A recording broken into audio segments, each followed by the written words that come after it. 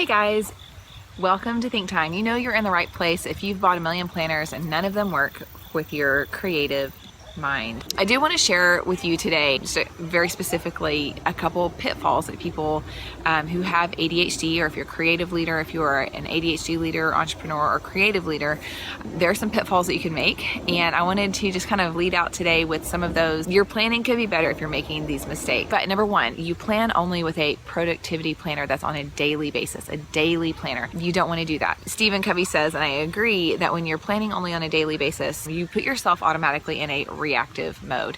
And what you want to do is you want to get ahead of your life. And one of the best ways you can do that is by using different time frames. So the Think Time Planner is divided up into yearly, quarterly, monthly, and weekly time frames to help you to see what you have going on in a big picture. And that really helps break it down, because if you have ADHD, you don't have a good sense of time. So this helps you to see time and how it's passing and how you can plan accordingly. So don't plan on a daily basis. If you're feeling like you're constantly reacting to your life, that could be why. Because most of the decisions are made by the time you come to a day. Most of the decisions have already been made for that day. You want to get ahead of your life, make those decisions ahead of time, so that when the day comes around, you're just putting into action what you've already decided. And the next thing is planning only with words. So this is going to get into the neuro-nerdy part of what I love to talk about. And you definitely want to make sure you are including all of your brain in your planning, including visualization, drawing, mind mapping, all the creative thinking techniques, the what ifs, the big picture, moving down to breaking it in parts. But if you're only using words, you're literally just using the part of your brain that can access words.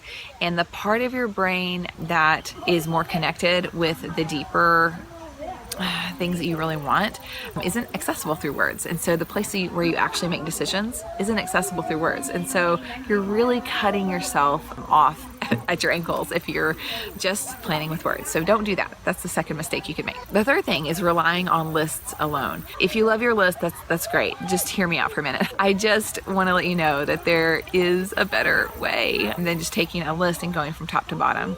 If you're using it as a memory aid, that's good, but it could be better. It could be a lot better. If you put everything that you need to do on a list and they're all just in a line, it's not really helping you to see what's priority and to use your time in the best way.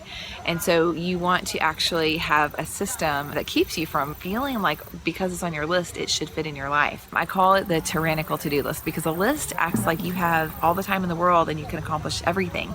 And it's just not true. And so then you just feel like you're defective because you're not doing what's on your list. And it's not you, it's the method. Don't just use a list and assume that because it's on your list, it should get done.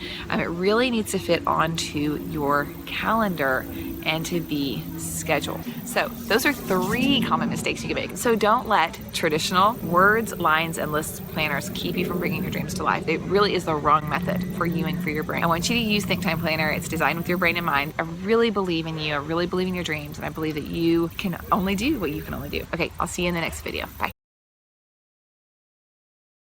If you're planning only with words, that's a big no-no.